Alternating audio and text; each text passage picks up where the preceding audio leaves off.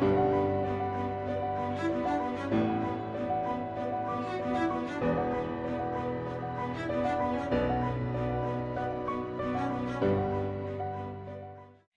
this is Heart Rhythm TV and Advocacy in Action. I'm Jody Hurwitz, President-elect of Heart Rhythm Society.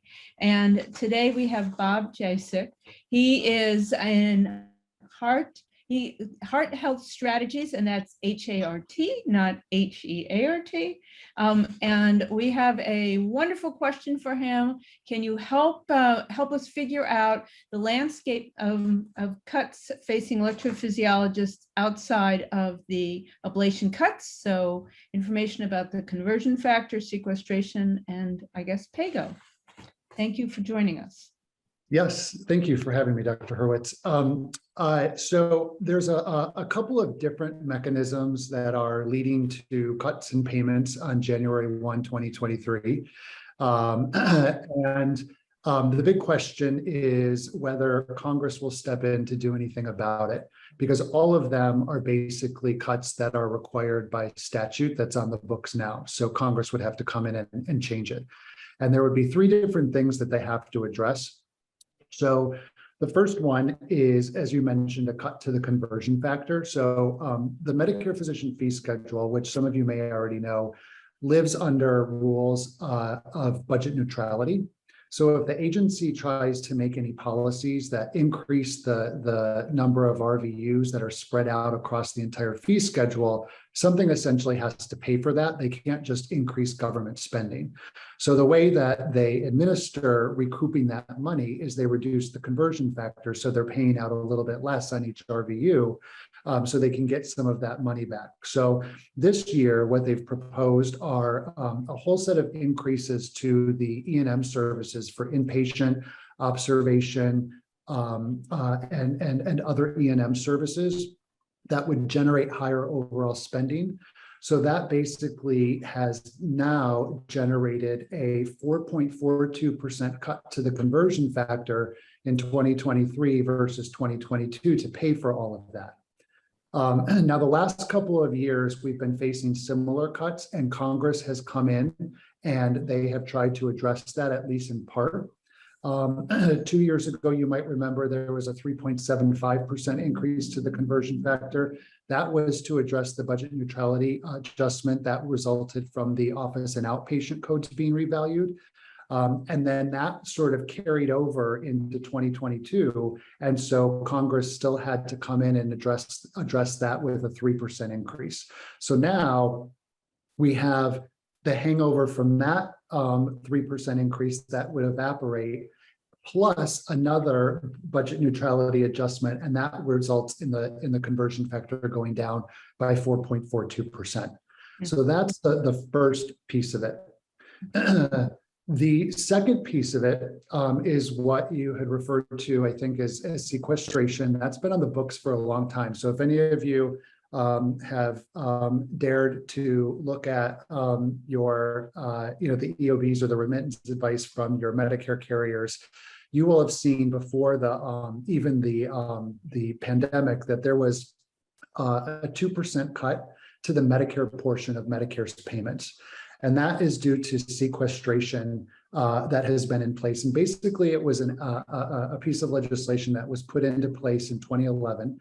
And it said, if Congress doesn't get its act together and balance the books, we're basically going to take a 2% cut off of all federal spending. So it's not just Medicare. It happens in defense. It happens across sort of federal spending. Medicare under that legislation is capped at 2%, so they can't take back more than 2%.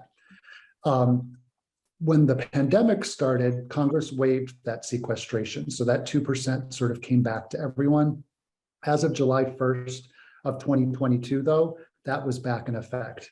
And so if you look, you'll see that where Medicare should be paying 80% of the allowed amount, they're paying about 2% less there. So that, again, is in effect as of July 1st and will continue it through 2023. And that goes through, if the law stays the same, through 2031. The third mechanism that is creating downward pressure on your Medicare payments is it's similar to sequestration, but its source is a different piece of legislation, and that was PAYGO. It was called, pay as you go. And it's the same idea. If there is legislation that Congress didn't pay for, basically that the budget wasn't balanced for the year with the legislation that was passed by Congress, that you would take a little bit more out of all federal spending. For that piece of legislation that would generate a cut, that's essentially a sequestration cut. The cap, though, is 4%. So in addition to the 2% that would come off of Medicare's payment on the allowable, they would take another 4% off that payment because of PAYGO. And so that is also hanging out there. That would happen depending on when Congress adjourns, whether they balance the budget, get things in order, get their housekeeping in order. That would happen around January, because it's all dependent on when Congress adjourns and whether they've addressed it. So we're still waiting to see. The one thing that I will say about that cut is that when legislation has triggered PAYGO sequestration in the past, Congress has always stepped in to stop it, so that it wouldn't cut payments. So we are hopeful that Congress will do that again in this instance. But when you look at the cut to the conversion factor, and you look at the 2% sequestration and the 4% PAYGO cut, and if we're being very accurate here, the 2% and 4% is only to Medicare's portion of the payment, right? Not the patient's liability, not their cost sharing. So that 20% stays intact. So it's not a full 4 or 2% cut to your payment. But when you look at all of those cuts collectively, for the same exact service, if it had the same RVUs and nothing else changed, you're talking about an almost 9% cut. Wow. And that's not having really anything to do with policy or saying that your services were overvalued. It's just an across the board cut that's happening. So when you are looking at what's happening with ablation services, and those the consequences of everything is compounded by these things that are affecting the fee schedule writ large. And again, Congress could step in and fix these other things that we've talked about today, but the agency can't do anything on their own. Congress would have to step in with each of those different cuts to come up with a solution and pay for that to avoid it. Wow.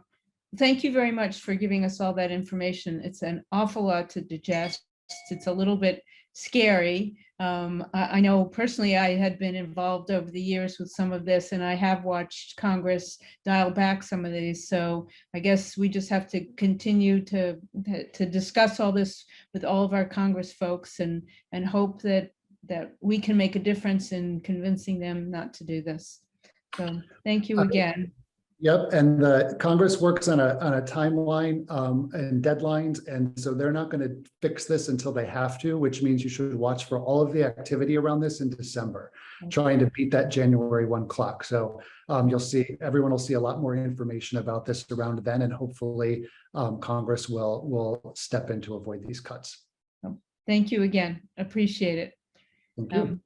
Look forward to speaking with all of you at another Advocacy in Action, and have a good day. Thank you.